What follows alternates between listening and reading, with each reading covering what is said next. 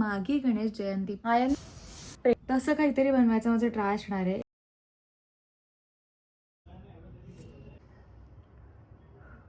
करणार तिकीटाची वगैरे.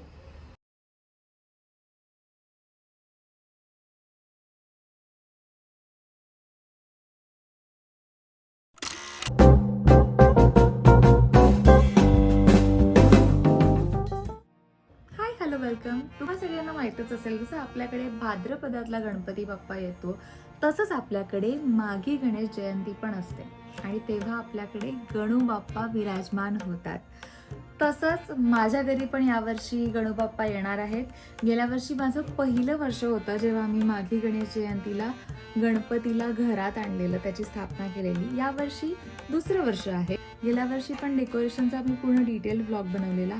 या वर्षी पण मी डेकोरेशनचा व्लॉग बनवणार आहे.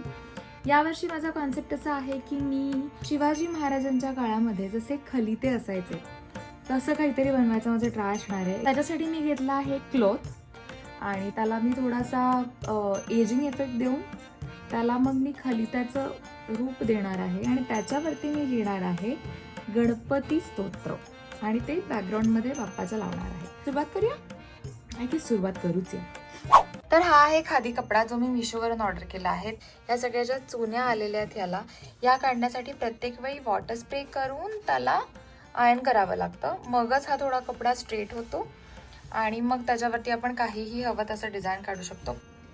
तर आपल्याला spray iron paint spray iron paint ही प्रोसेस रिपीट करायची म्हणून मी ऑलरेडी इथे इस्त्री लावून टाकलेली आहे आणि इथे मी पेंट करायला बसते. खाली त्याचा असा शेप द्यायला टॉपला आणि बॉटमला मी एक जुगाड करणार आहे, दाखवते. तो शेप देण्यासाठी मी जुगाड असा केलाय की मी यूज करते योगा मॅट. मी या योगा मॅटला जेवढी माझ्या क्लॉथची साईज आहे तेवढ्या क्लॉथच्या साईजमध्ये कापणार आहे आणि त्याला ऑब्व्हियसली असा राऊंड शेप देणार आहे. तर असं वाटतं की हे वर्कआउट होईल. बघूया.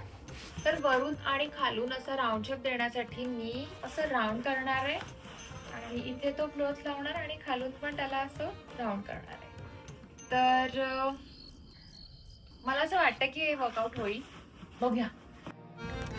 सगळ्यात आधी मॅट पुसून घेऊया व्यवस्थित, मग मेजरमेंट घेऊया की क्लॉथ किती आहे आणि तेवढंच आपल्याला मॅट कट करून घ्यायची आहे आणि मग ग्लूने चिकटवून घेऊया. हा ग्लू खरं तर आहे खूप छान, पण हा बाहेर निघेल तर शपथ.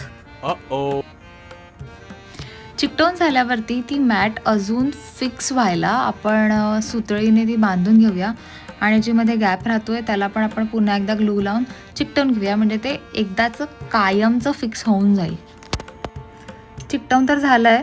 आता हे लगेच काही आपल्याला यूज करता येणार नाही कारण ते सुकेपर्यंत वेळ जाईल, पण ह्याने पूर्णपणे घाम काढला माझा, आहे शपथ. थोडा वेळ हे सुकत ठेवूया, बाकी पुढच्या कामाला वळूया. चला. आणि आता सुरुवात करूया गणपती स्तोत्र लिहायला. ह्या स्तोत्रामध्ये जवळजवळ 16 ओळी आहेत आणि बरोबर आपल्याला पेन्सिलने आधी मार्क करून घ्यायचं आहे की कुठली ओळ कुठे येणार आहे. पेन्सिलने लिहून घेऊया आणि मग कलरने लिहायला लागूया.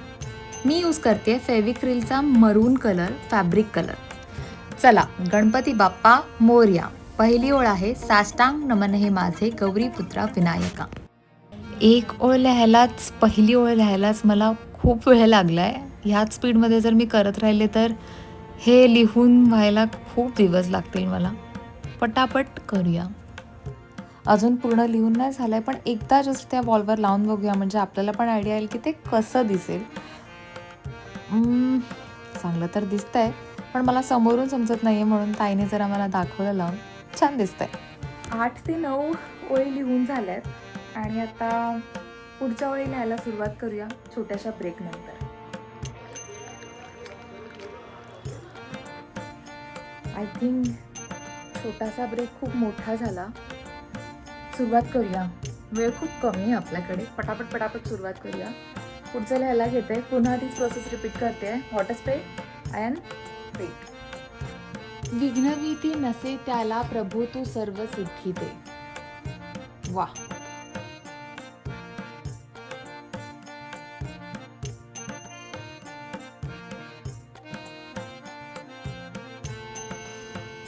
खूप तासांनंतर फायनली आता मी शेवटची 16वी ओळ लिहितेय.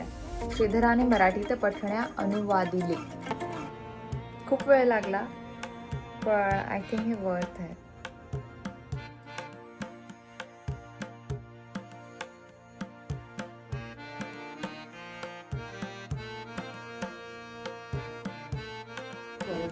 आता पुन्हा एकदा सगळ्या ओळी लिहून झाल्या आहेत, म्हणून एकदा वॉलवर लावून बघूयाच की कसं दिसतंय.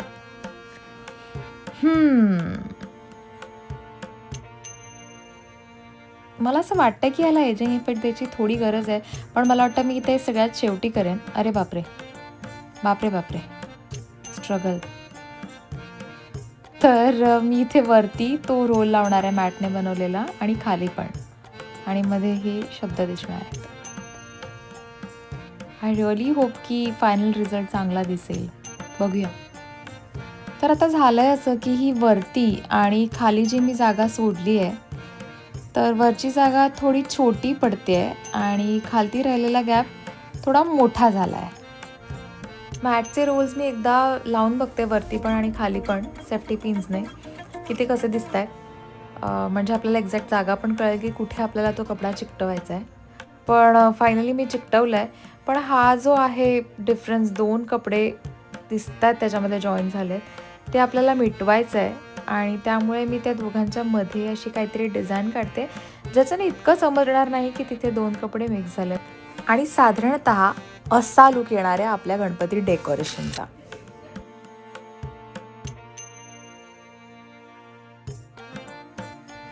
तर हा झाला पहिला टप्पा, म्हणजे मेन जे डेकोरेशन असणार आहे ते हे असणार आहे. अजून काय करावं बरं? तर ताई म्हणते आणि तो आपण म्हणजे ह्याच्या मागून जायचो, त्याचा फॉल मग इथे खाली जाईल. पण आता बघताना ओव्हरऑल मागची वॉल पण पूर्ण ब्लँक वाटते.